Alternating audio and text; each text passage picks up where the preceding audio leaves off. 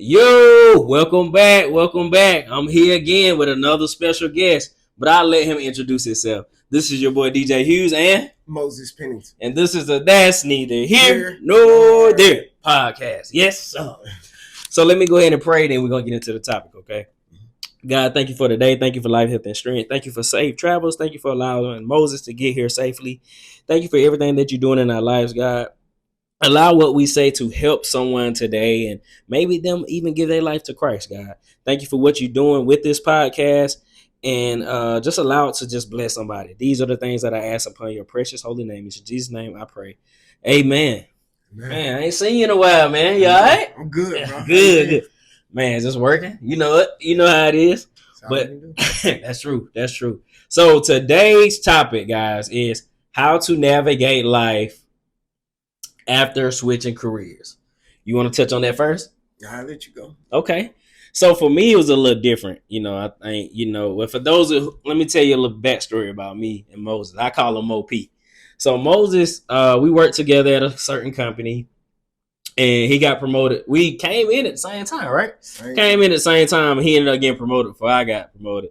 You know, they always say, things come full circle. He ended up being my boss. So he was the branch manager. I was the assistant manager. And learned a lot from him. Very knowledgeable young man. And that's pretty much it. But for me, mine was a little different from Moses. Moses has discernment. I don't know if he's accepted that calling yet, but he has some good discernment. He left the company before I did. Obviously, I didn't leave. I got fired over something that I feel like I should have got wrote up for. But it's okay. It's okay. Everything happens for a reason. And obviously, it prompted a lot of stuff in my life. Matter of fact, even this podcast, right? I would have never had time for that had I still been at said job. So it's been very beneficial. But how it changed for me, bro, I'm going to just be honest with you, man. Like, I had sold my car back in March 22. So, I got my branch manager car. You couldn't tell me nothing, boy. What? You couldn't tell me nothing. You couldn't tell me nothing. So when I got my car, I was just living the life. That's really when I started buying shoes. I was making so much money to the point where I was just wasting it. And I wasn't doing what I needed to do. So I feel like it was just one of those situations where God just snapped the rug from my feet because he knew I wasn't gonna leave. So once I got fired, I ain't have no car. They Ubered me back to my apartment. It was so embarrassing, bro. Like, I just didn't know what I was gonna do. So I immediately started calling people that I used to work with, and yeah, man, I didn't have a car for 6 days. And let me explain to you. The same company that fired me was the same company that ended up providing me with a vehicle. Crazy, right? Yeah, that's crazy. So I was fired for 6 days. I got a phone call on that 6th day from a area manager in the car sales division. He called me. He said, "I heard about what happened, and it's not right. Send my employee your address. I'm gonna come scoop you. You gonna walk away with a car, bro." For those of you who know, you cannot get a car without having a job. You cannot get a car without having any income. In that moment, I had only been fired for 6 days, but he used my previous salary and he told me, "I know you're going to have a job in 45 days. I just know you are." So, yeah, I mean, God really opened up that door. And then, I worked with a previous guy who helped me get the job where I'm at now. So what's crazy is the company that you and I work for, my boss now used to work for that same company back in the 80s, right? So you know what's up. Yeah. So he knew hiring somebody from said company. Okay, they got great work ethic, they got great customer service skills, stuff like that. So yeah, man. And also, right before I got hired, one of my homegirls asked me to speak at her the school. Mm-hmm. My message to those kids was never give up. Now, backstory. I'm telling you to never give up, and I don't even have a job right now. You know what I'm saying? So, I mean, God is just amazing, man. right before I was going to speak to those kids, I got a phone call from my boss, current boss now, and he offered me the job.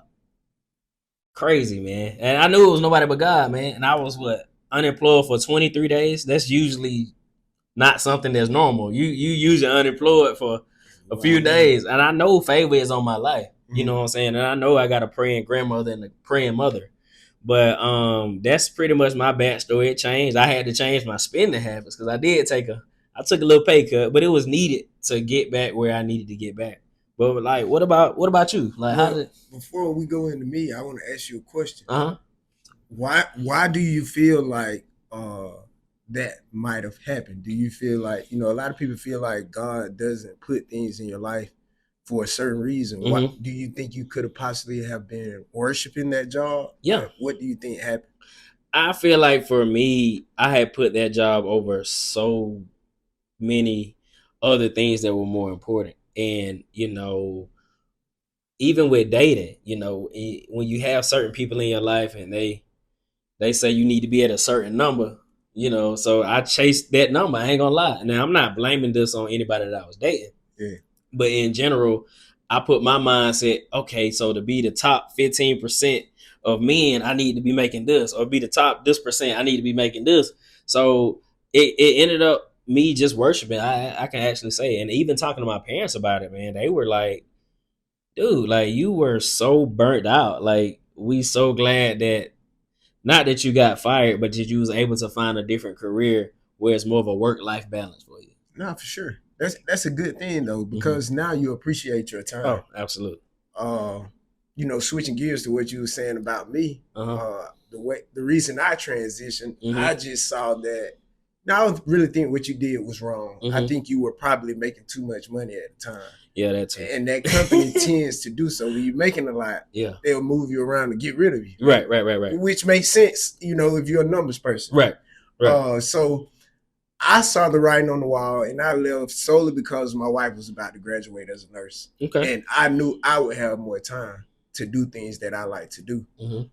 Most people don't know this, but my father has owned a construction company for 50 years. Oh, wow. And my brother, he's pretty much running it now. And I knew at that time I had to leave that company and help my brother because he was pretty much doing everything on his own.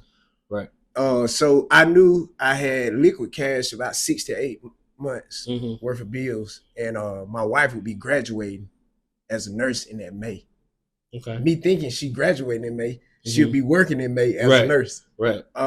Really didn't work out like that, but she graduated in May, and I think she might have started working in like July. Okay.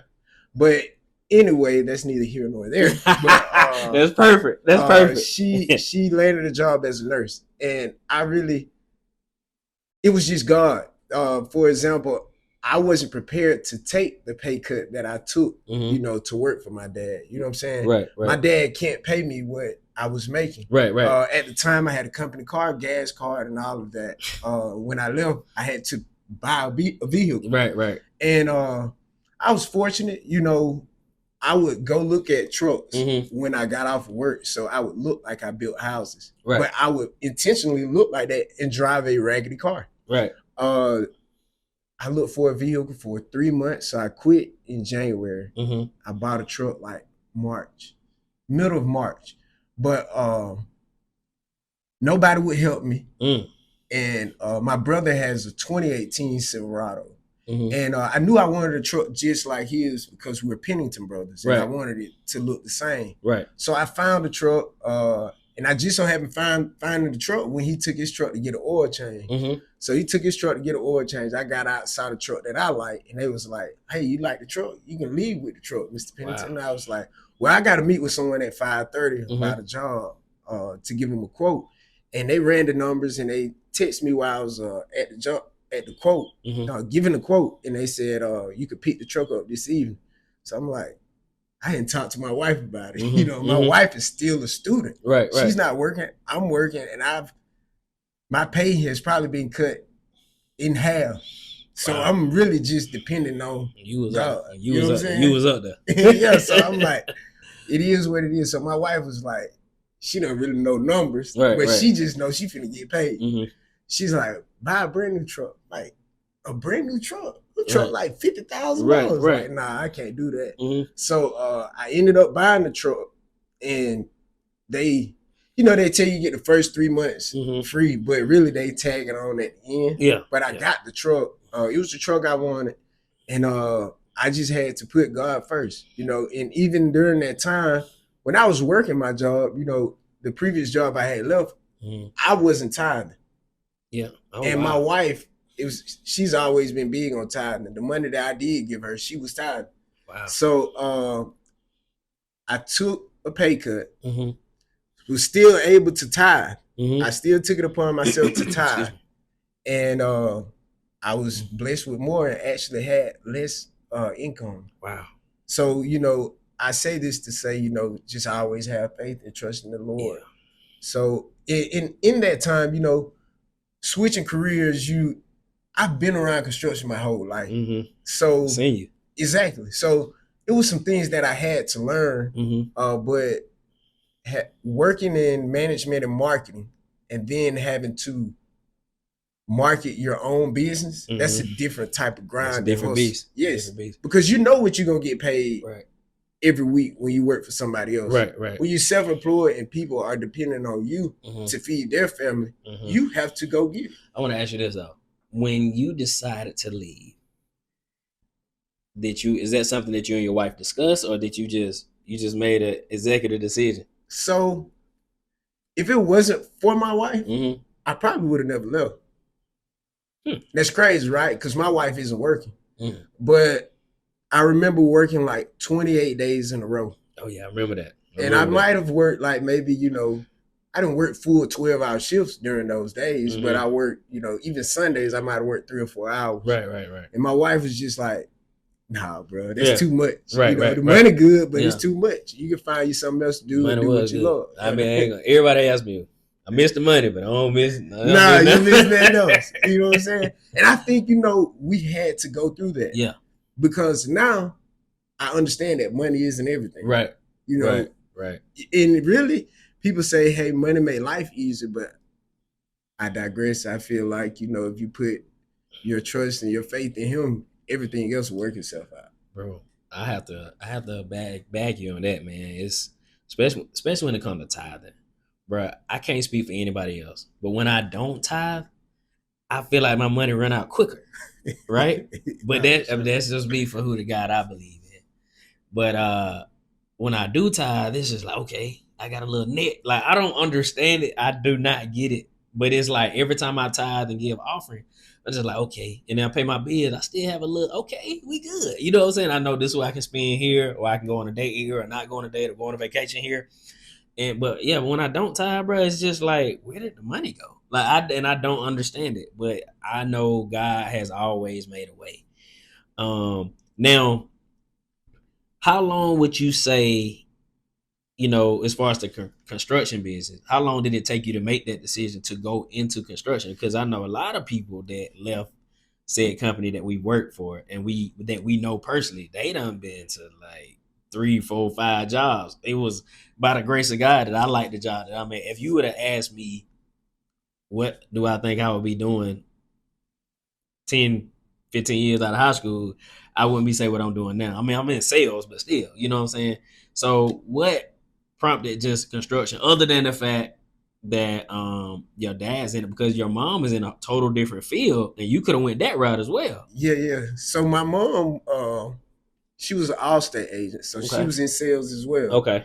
I worked with her a little bit, and we dealt with enough attitudes at our old company. Yeah, we did. We did.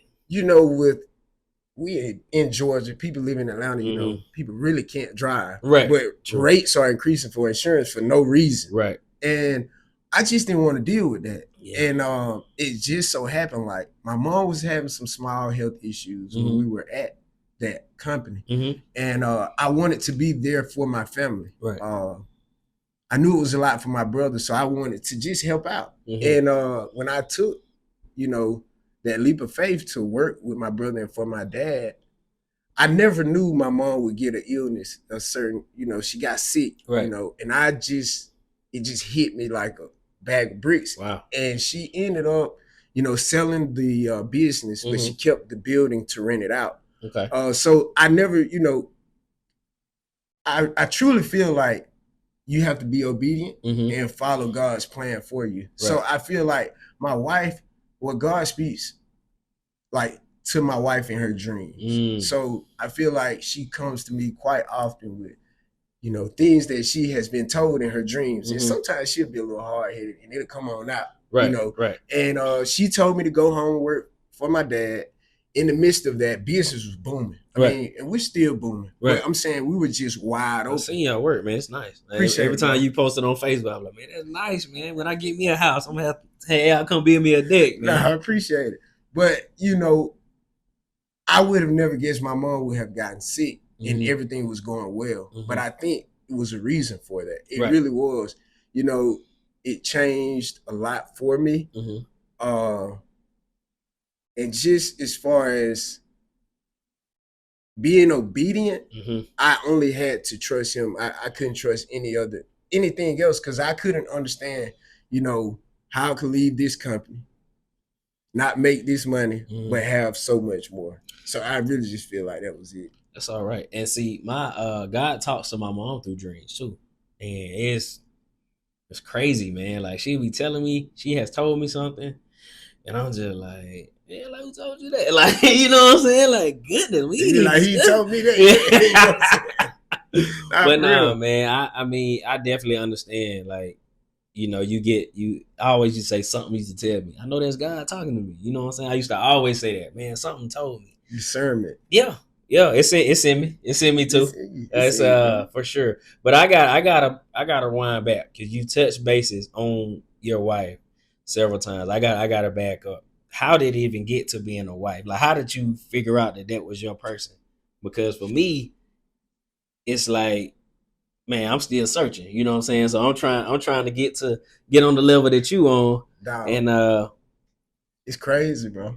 Hey, I got time. I feel like, I met my wife, and I told her the night I met her, I was like, I've been looking for you my whole life. And, I was just being corny, you know what I'm saying? Yeah, she fell for it. Yeah. And man, I ran. I knew she was for me, but I ran, man. I played around, and then finally, she blocked me on social media. Oh, wow.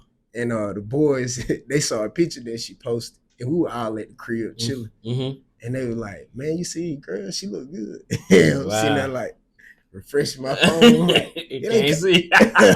So, we all playing 2K. They were like, she blocked you. And I'm like, man, wow, this is crazy. Right. So I saw her at an event on campus a couple of days later, and I invited her out to eat.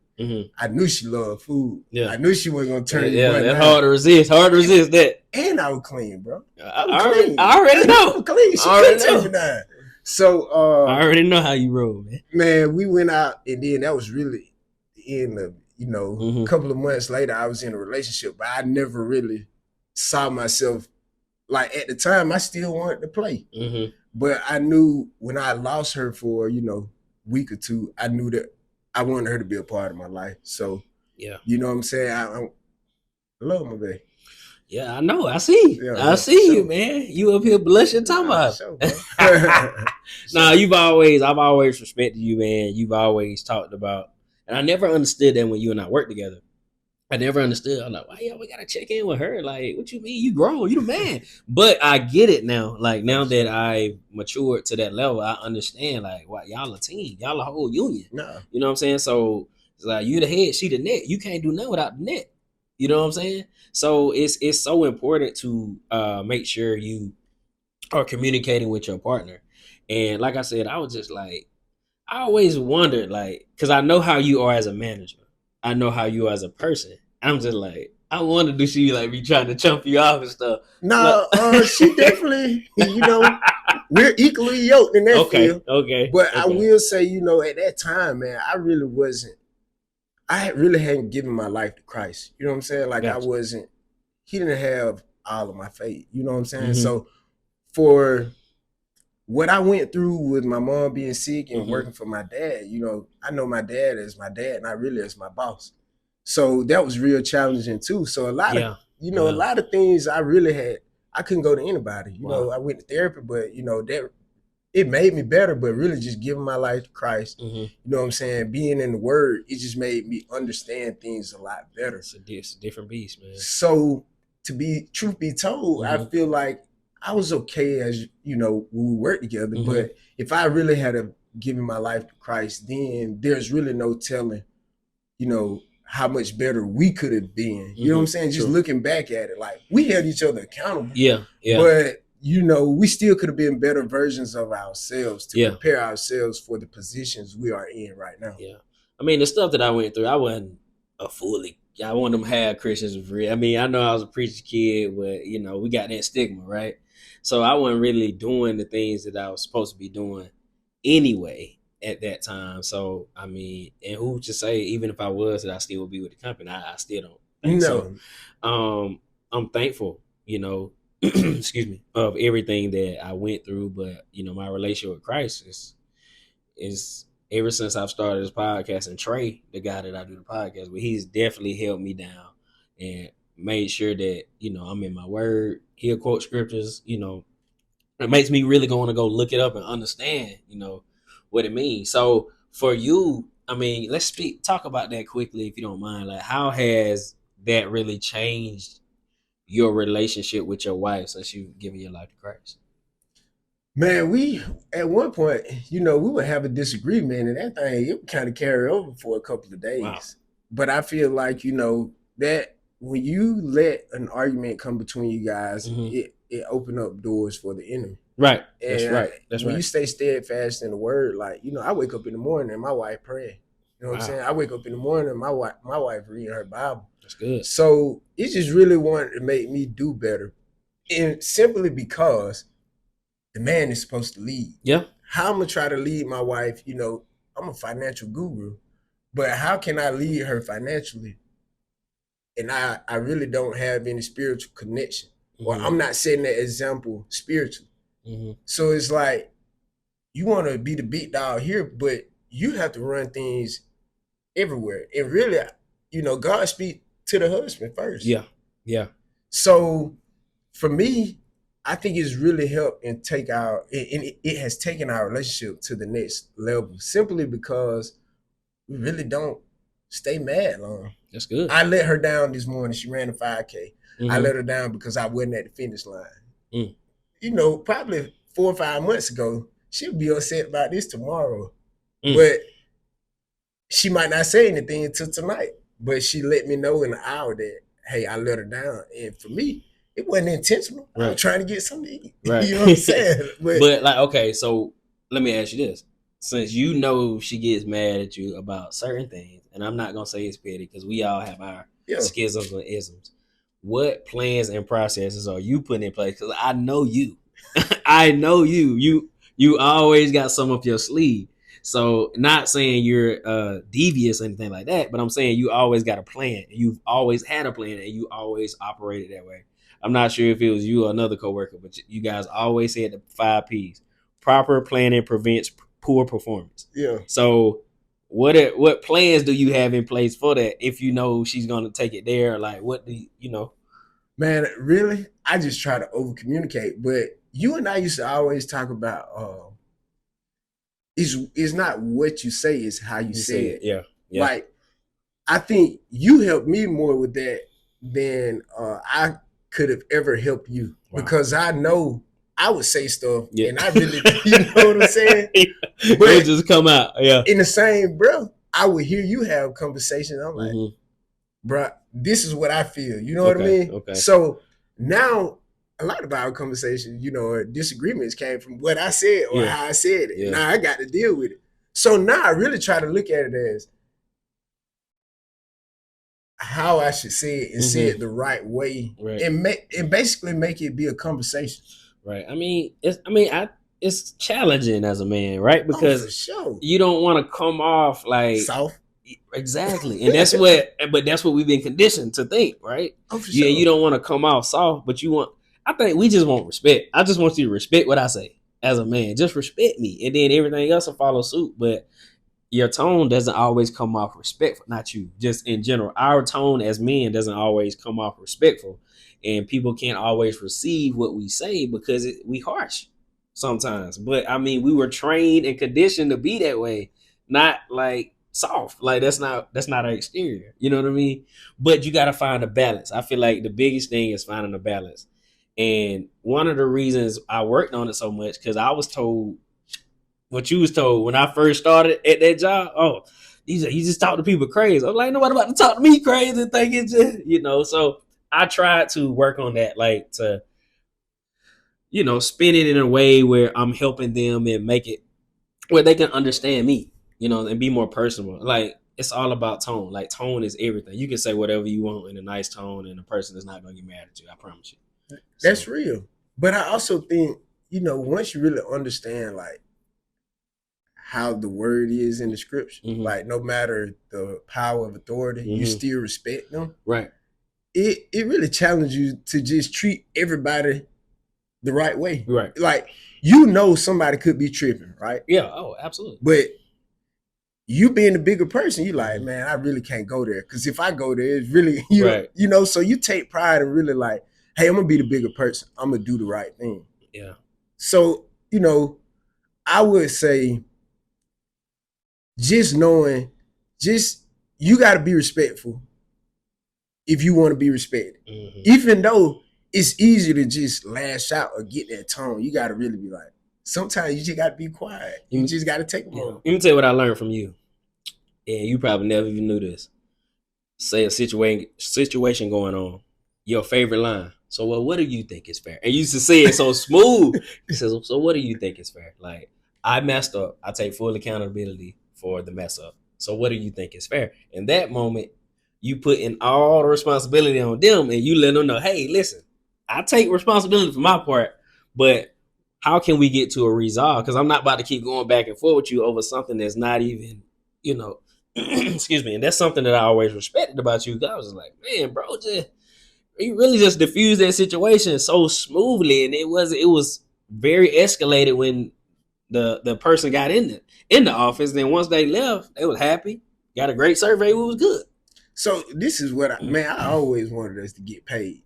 I really didn't care, I would give them probably more than I should. And you probably be like, bro, what are you doing? But I knew, I was like, bro, if I give them this back, right, they might be in here another week or two. They really don't need us, right, but they might be back in here. Right. So for me, it was always like, sometimes I did feel like, man, I really just let him do whatever. Yeah. But in the back of my mind, like, bro, I got you. You gonna come back. You always control the situation. Exactly. You always control. But it was very uncomfortable because the alpha dog in me, like, bro. No. I already knew. I knew. I already knew. But I knew I had to lead by example because I knew one day you was gonna have your own spot. Yeah. And I knew I didn't want them to be like, man, I know he didn't. I'm like, you know how they do. I know they're gonna say it's my fault. Yeah. You know what I'm saying? I wanted you to be the best because I knew at the time we were the best. Yeah, bro. We was solid. We was solid, bro. We was solid. Even though you had one pinky toe out, we was still solid. I really did. Had you been full throttle, bro? Oh my goodness. We would have really been. I think about it, you know what I'm saying? But it's all good. I appreciate how you left because it really put things in perspective for me. It was just like, man, bro he just made the best decision for him and his family. And he didn't let no job like dictate his moves. And me, I was just so gung ho on, man, I got this, I got the 401k. Like, you know what I'm saying? It just, I was so gung ho over the money that I didn't even look at me. Like that job was. You weren't DJ. Yeah. But think about it. Yeah. I always would tell you, bro, forget the job. Yeah. Make the numbers work for you. So when you leave, you straight. Yeah. I told you, we would talk about the 401k talk. I left my 5th year, day one, where I was 100% vested. So I was able to take all of my 401k. They got me right for it, man. You know how the rules is. You know the rules. If you had a company for 6 years, they owe you 100% of your 401k. They fired me in 5 years and 9 months. Well, that changed. It had to be after I got fired. Because I was only 5 years in a day. And that's how I But planned. You quit though, but I got fired. So by me getting fired, they didn't give me my entire 401k. I was hot, but it was cool though.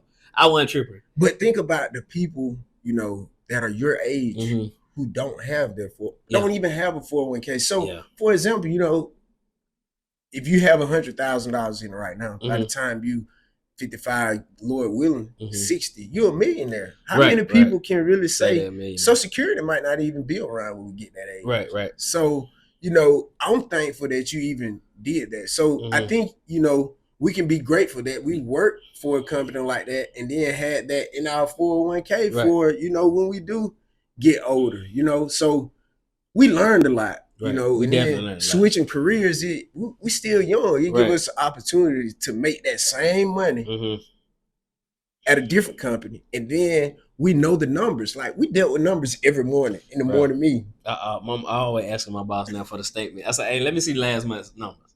And I'll be pissed because I'm like, bro, why are we losing money here? Like, what are we doing? Anytime I see a negative, I'm just like, bro, this is not right. Like, what are we doing? What can we do better this month to make sure we're not in the same predicament? And he was like, man, you sound like a boss. I was like, bro, I was a whole branch manager at my previous company, man. But that's why I say, bro, like, you know, we used to talk about titles. Yeah. It really didn't matter about the title for me. I really didn't care about the title. I just wanted us to be solid. And if I ever left, I wanted y'all to still be solid without me. You know what I'm saying? And it's a lot that I learned from you. You know what I'm saying? You were my boss, but think about what I learned from you. Like, it was some stuff I'd be like, man, bro, I get it. I want these, you know, these vehicles clean. You know what I'm saying? But in the same breath, I'm like, bro, I think you're going a little too far. Bro, I'm just clean though, bro. You know how I am, bro. I hate trash. I hate, like, if somebody comes to my apartment right now, right, and leave, like, if you don't use a coaster, bro, I'm gonna say so, bro. That's why I asked you. That's why I'm like, bro, what you want to talk about? I'm gonna say something because they're gonna leave a ring. Like, sure. I mean, I hate it that I'm like that sometimes, but not really, because I mean, that's just who I am. But nah, man, we definitely don't run out of time. I gotta bring you back. But I do want to ask you this before you go. Well, not ask you this. I want to ask, can you do this? Help somebody who has lost their job. Well, give somebody some encouragement who has lost their job and keep swinging the bat and they can't really find anything in the moment, whether they'll believe or not. What would you say to that person? Don't get discouraged. You would hate, you know, to just be given any opportunity. And it's even worse than where you're at right now. Like, you might want that job, you know, just for the money, but mentally you may feel down. But you get that job and you're in an even worse situation mentally than you are right now. So I would tell you, you know, trust the process and just try to figure out, what can I learn about myself right now? And I think that's the best advice I can give you. I actually have a friend in a similar situation. And I just really feel like, and I ask often, you know, what are you learning about yourself? I often, whether you believe it or not, you know, I feel like the places that we care about the most, or things that we worship, unintentionally, they get attacked the most. So, excuse me, what can you improve on? What is this moment even trying to teach me? Was I ungrateful for something previously that I should be grateful for? So, you know, don't beat yourself up about it. Just, hey, how can I be a better version of myself? That's it. Wow, that's good. I'm going to pray us out then. We out. God, thank you for today. Thank you for Moses. Thank you for his family. Thank you for keeping him and providing him other options as he transitioned to a new position after the previous job, God. Excuse me. Thank you for what you're doing in his life. Thank you for what you're doing in his wife's life. Thank you for healing his mom. Thank you for him, just in general, for coming and sharing and being a light. Thank you for both of us. Thank you for the friendship. Thank you for the brotherhood. And just continue to keep your love and arms protections around him and his family and myself. Keep us both safe as we travel the dangerous highways. And these are the things that I ask. And in Jesus' name I pray. Amen. Well, this is your boy DJ Hughes and Moses Pennington. And this is the That's Neither Here Nor There podcast. We out.